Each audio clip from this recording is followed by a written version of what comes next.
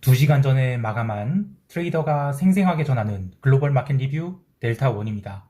우리 시장은 하루 종일 시장이 눌렸습니다. 그러나 해외 시장은 고르게 상승 마감했고 특히 S&P의 52주 신고가 갱신은 여러 가지로 의미가 크다고 보고 있습니다. 기다리는 하락은 오기는 하는 것일까요? 특히 왜 S&P 신고가 갱신이 의미가 있다고 보는지 이야기를 해보겠습니다. 먼저 아시아 세션 갑니다. 우리 증시는 강보합 출발 후 잠시 350선을 넘기기도 했으나 현물 매도가 조금씩 쌓이기 시작하면서 지수가 눌리기 시작했고 오후 3시까지 사실상 한 번도 쉬지 않고 매도 물량이 쏟아지면서 지수가 눌렸습니다. 특히 10시 이후 외국인들이 현물만 아니라 선물도 매도 강도를 빠르게 늘리면서 오후 3시에 저점을 찍을 때까지 스트레이트 하락을 했는데요. 하지만 선물 미결제 약정이 의미 있게 증가한 것도 아니고 풋클래스익 옵션들이 의미 있는 환매가 나온 것도 아니었습니다. 즉, 전일 외국인이 현물 매수가 오늘은 매도로 뒤집히자 방향성 추종한 쪽에서 롱을 잘라낸 정도지 신규로 숏배팅 그건 아니라고 봐요. 콜 클래스에서도 보면 옵션 미결이 고르게 증가한 정도지 하방 배팅이 들어왔을 정도라고는 볼 수는 없는데요. 월물초라 어차피 클래스별 옵션 미결제 약정이 좀 증가해야 되는 상황이죠. 지난주 금요일 옵션 만기 이후로 신고가를 갱신하다 보니 콜옵션이 일시적으로 살아났지만 오늘이 지수 하락으로 양 옵션 변동성은 오히려 죽어버렸습니다. 외국인들은 현물 3,400억 매도에 선물 7,500억 매도, 그리고 콜옵션 55억 매도에 풋옵션 소량 매수, 이렇게만 보면 풀 하방을 지른 것처럼 보여요. 그러나 아직은 포지션을 쌓아나간 정도이지 방향성을 질렀다라고 볼 수는 없는데요. 개인 트레이딩을 하시는 분들이 관찰하셔야 될 것이 이 방향성을 선도한 주체는 바로 방향성을 지르는 게 아니에요. 해당 방향으로 움직이게 되면 이익이 발생하는 포지션을 오랜 기간에 걸쳐 구축한 뒤에 재반 여건들이 숙성되었을 때 의미 있는 규모의 포지션을 미결 증가와 함께 지릅니다. 그래서 그동안 쌓였던 포지션을 확실하게 이익 고정시키든지 아니면 레벨업을 시키는 그런 형태로 매매를 해요. 그래서 첫 방향성은 오히려 무시하는 게 좋고 특히 두 번째보다는 세 번째 방향성은 따라 그럴 만하다. 물론 이것은 해당 결제 월물이 지난 뒤에는 리셋해서 봐야 되고요. 여하튼 오늘 시장이 하락을 했다고 해서 저는 숏이라 볼 수 없다라고 생각하고요. 오히려 시장은 5일 이평선을 조심스럽게 따라 오르다가 탄력을 더 이상 받지 못하는 시점까지 간 다음에 슈팅을 주던 반전을 하던 그렇게 할 것을 보고 있습니다. 다만 우리 시장과 해외 시장이 다른 점은 이따가 유럽과 미국 세션에서 보충 설명하겠지만 우리 시장은 옵션 만기가 지났어요. 그래서 지수 상승을 시키는 데 들어가는 비용이 크죠. 해외 시장은 상대적으로 비용이 적은 데다 해외 시장은 숏스퀴즈냐 아니면 롤오버냐의 굉장히 중요한 기로에 서 있죠. 그래서 우리 시장의 흐름과는 조금은 궤적이 다를 수 있다는 것을 생각해 두어야겠습니다. 이제 유럽 세션으로 넘어갈게요. 유럽 증시는 나름 강한 스트레이트 상승을 했습니다. 뉴스플로로는 럭셔리 주식이 바운스라고 하는데요. 지금 유럽 증시는 옵션 만기를 앞두고 지난주에 과도하게 수렴한 상황이죠. 그래서 방향성은 지금 어디로든 보일 수 있는 상황인데 미국 증시가 계속 강세를 보이니 콜 감마가 살아날 수 있죠. 그리고 콜 감마를 해지하려면 기존 주도주였던 대형 럭셔리 주식들을 매수하는 것이 짜잘한 인덱스 중하위 종목들 매수하는 것보다는 비용이 적게 들어가죠. 그래서 오늘 오른 거 보면 LVMH, RMS, 그리고 아디다스 이런 것들이 강하게 올랐는데 유럽도 이번 옵션 만기까지는 방향성을 위쪽으로 잡고 있다 이렇게 볼 수 있겠어요. 자, 그러나 증시만 강세였고 전체 시장은 계속해서 갸우뚱거리고 있습니다. 물론 내일 CPI 발표 그리고 FOMC 22 연속해서 있는 매우 중요한 주간이라 나머지 시장에서 적극적인 흐름이 안 나오고 있다고 볼 수는 있지만 상품 시장에서 기름이 연일 밀리는 것에 대해서 증시를 포함한 위험 자산이 계속해서 눈을 질끈 감고 있는 것이 좀 불편합니다. 물론 기름이 하락은 이란이 하메니, 그러니까 최고 종교 지도자죠. 여기서 공식적으로 핵 합의에 대한 검토 이야기가 나오면서 밀렸다고 하는데 트레이더의 관점에서 보면 아시아 세션에서 기름 주봉이 시작되면서 바로 70달러를 깨고 내려갔죠. 그래서 계속해서 스탑로스가 누적되면서 장마감 무렵에는 67달러마저 깨서 마감을 했습니다.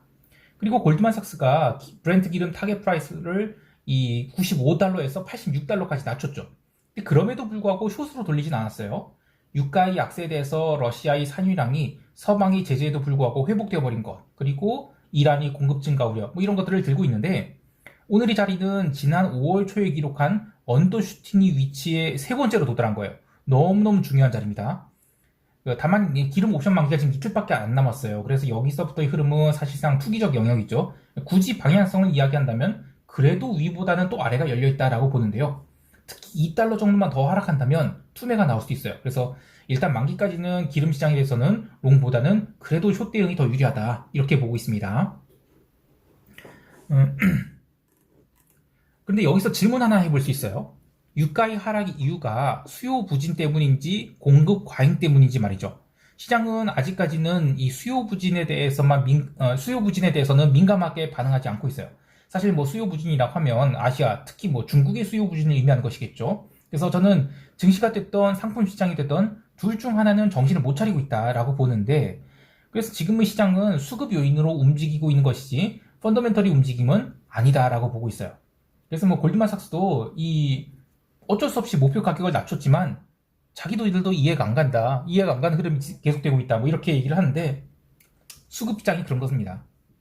마지막으로 채권 시장 흐름 하나 더 보면 오늘 9시 45분까지 이탈리아 국채 10년 국채가 강력한 레이스를 펼쳤어요.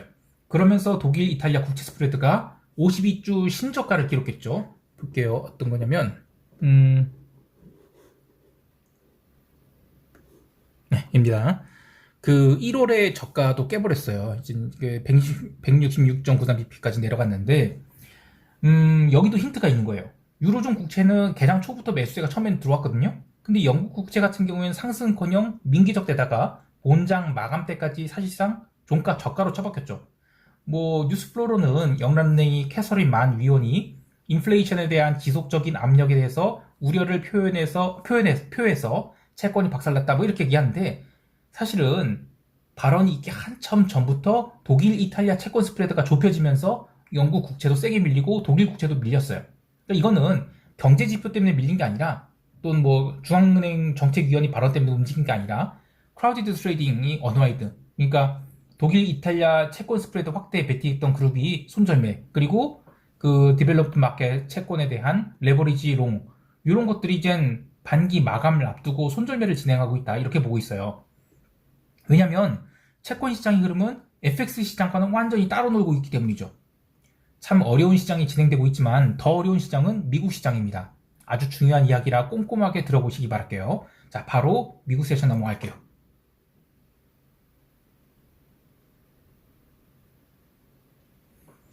미국 지수 선물은 유럽 세션이 강세와 함께 나름 상승이 나오긴 했어요. 근데 본장 들어서는 상승폭을 초반에는 모두 반납했고, 나스닥만 홀로 몇몇 테크 주식들 강세를 보이는 상황에서 본장 개장 후 2시간 동안은 그래도 올라오면 계속 얻어맞기를 반복하는 굉장히 지루한 흐름을 보였습니다.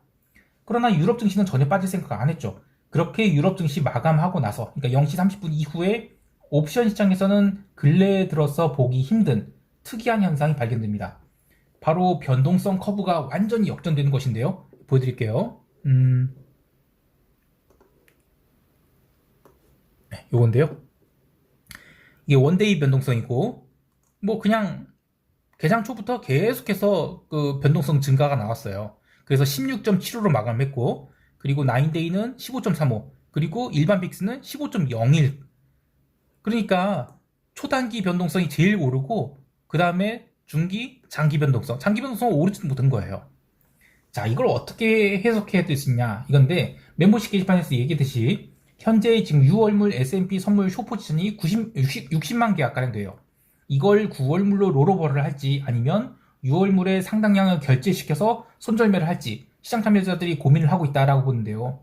이런 상황에서 이번 주 금요일에 옵션 만기를 맞이하는 이 근월물 콜옵션 변동성이 강력한 스마일을 보여준다는 것은 선물 매도 포지션을 갖고 있는 투자자들이 혹시라도 발생할 수 있는 숏스퀴즈에 대해서 콜 클래스에서 롱감마 포지션을 잡아서 해지를 하기 시작했다, 이렇게 볼 수 있는 것입니다.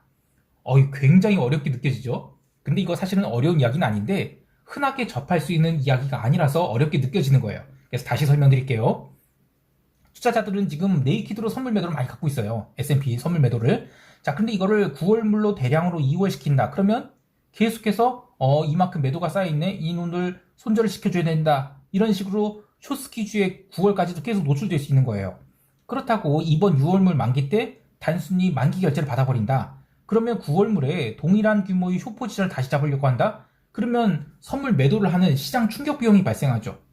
자, 그런데 만기주에 지금 CPI 있지, FOMC 있지, ECB 같은 빅 이벤트가 끼어 있다 보니까 차라리 이번 주에 시장 변동성을 상방으로 열어놔버리자. 이런 식으로 결정을 한 것 같아요.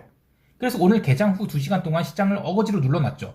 그러면서 콜옵션을 외곽까지 가득 매수한 상황에서 선물 손절매를 시작하니까 이 콜 감마가 살아나기 시작했어요.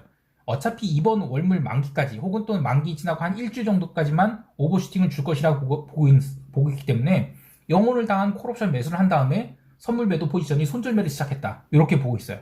그러니까 이게 오늘 상승이 나왔다고 해서 이게 상승이 전부다? 아니다. 전부가 아니라고 보는 거예요. 자, 개별 종목을 보면 그 점을 더 느낄 수 있는데 오늘 상승을 주도한 종목을 보면 뭐 테슬라, 메타, 아마존, AMD, 마이크로 이런 것들도 있어요. 그런데 브로드컴, 어도비, 오라클, 뭐 어도비 같은 경우에는 그 AI 관련된 그 회사를 굉장히 비싸게 인수했다라는 뭐였는데 아주 정확히 기억이 안 나네요. 어쨌든 간에 그게 그것에 대해서 긍정적으로 생각하는 거 시장이. 야, 지금 이런 AI 테마가 불었을 때 그걸 인수하려고 해봐라. 얼마나 비싸게 샀겠냐. 그러니까 오히려 그때 비싸게 샀지만 그게 더 잘한 거다. 뭐 이런 식으로 완전 내러티브죠, 그냥. 그래서 오라클 같은 경우에는 이 실적 전망 발표가 있었죠. 근데 그런 점들을 제외하고도 이런 세컨 티어 종목들이 빠르게 올라오고 있는 것은 이건 펀더멘털 문제가 아니라 수급 균형이 깨졌다라고 볼 수 있는 거예요. 분기 말에 이 숏포지션이 정리가 빠르게 들어오고 있다 이렇게 보는데 애플이 지금 신고가를 기록한 것도 마찬가지라고 봐요. 애플이나 엔비디아, 마이크로소프트 이런 건 초반에 눌림이 나왔거든요. 그런데 이후에 숏 커버가 시작되면서 이들도 인덱스 매수가 들어오면서 강한 상승이 나왔어요. 지난주 시황에서도 이야기했듯이 지금 이 상승 구간은 펀더멘털과는 관계가 없는 수급으로 올라간 장이고 특히 오늘로써 이 콜 감마를 살릴 준비가 완료됐다라고 봐요. 이제부터 올라가는 것은 그래서 상당히 빠른 속도로 감마가 살아나는 그런 폭등이 나올 수 있다 이렇게 보고 있습니다. 그래서 이제 오늘 S&P와 나스닥은 초강세를 보인 반면 러셀은 사실상 하나도 오르지 못했어요. 역시 지금 이 상승이 숏이 손절이라고 볼 수 있는 증거가 되겠죠. 자, 마지막으로 어제 COT 리포트에 대해서 제가 보여드린 게 어땠냐?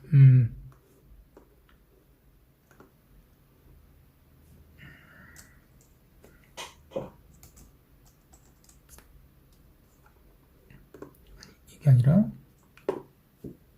요거 이미 S&P 500 인덱스 퓨처인데 이거 말고도 아까 이제 보여드린 것처럼 뭐 다우나 나스닥 러셀 2000도 있어요. 그리고 S&P 500 빅도 있어요. 근데 보통 이민희 S&P 500을 본 이유는 이게 미결이 제일 많아요. 그리고 의미 있는 볼륨을 가졌기 때문이죠. 그래도 관심 있으실 분들을 위해서 뭐 나머지 것들은 제가 멤버십 게시판에다 캡처를 해서 올려놓을 드릴게요. 자, 이제 시장 총평하면서 대응 전략 이야기할게요.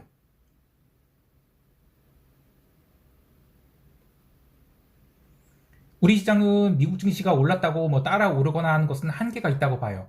하지만 하락이 나오려면 시간이 더 걸릴 것으로 보는데요. 지금 7월물 들어서 현재의 미결 수준으로는 2720포인트, 그러니까 선물로 환산하면 359에서 한 362포인트? 요 정도까지는 열려있다라고 봐요. 그러나 그 위치까지 간다라고 보고 롱을 잡을 거냐, 아니면 기다리다가 그 자리에서 숏을 잡을 거냐, 이거는 전혀 다른 대응이 필요하죠. 저는 후자의 대응을 할 생각이에요. 그래서 현재 시장이 오르내리는 것에는 전혀 신경 쓰지 않을 계획입니다. 시황에서도 이야기했듯이 지금 이 시장 흐름은 수급에 의한 흐름이지 펀더멘털로 올라간 장이 아니라고 보고 있어요. 그런 상황에서 우리 시장은 이미 옵션 만기가 지났기 때문에 수급으로 올리기에는 부담스럽죠. 해외 시장 또한 이번 만기 이후에 잠깐의 오버슈팅을 주고는 저는 그 다음에는 흘러내릴 수 있다고 봐요. 그래서 우리 시장은 계속해서 기존 해지 포지션을 제외한 신규 포지션은 잡지 않을 것입니다. 해외 시장에서도 마찬가지인데 지수가 오버슈팅 영역에 들어갔다고 보고 있어요. 그렇다면 롱을 따라잡으면 되는 거 아니냐? 이렇게 하실 수 있는데 탐욕과 공포의 잔치가 진행되는 곳에서는 저는 숟가락을 얹어 놓을 생각이 없습니다. 지금은 저 아래서 롱감마를 잡아놓은 트레이더들이 아이고 죄송합니다. 어디까지 이제 위를 열어놨는지 그리고 숏이 항복이 언제 끝날 것인지에 따라서 상승이 결정되는 것이지, 뭐 줄을 그어갖고 몇 퍼센트가 되면 바닥 대비 몇 퍼센트 이러면 숏, 이런 장은 아니라고 보고 있어요. 얼마든지 더 오버슈팅이 나올 수 있다고 보고, 또 생각보다 오버슈팅이 덜 나올 수도 있죠. 한편 이 채권 시장 같은 경우에는 이번 CPI 발표와 함께 바닥을 찍을지도 모르겠어요. 만약 채권이 바닥을 찍는다면 6월 반기 마감을 앞두고 실수요자들에 의해서 롱이 굉장히 세게 나올 수 있다라고 보는데, 아직은 또 반기 말까지는 2주가 넘게 남아있죠. 그래서 어쨌든 이번 주에는 최대한 관망할 생각입니다. 오늘 하루도 성공 투자하시길 바라고요. 이상 델타원이었습니다. 감사합니다.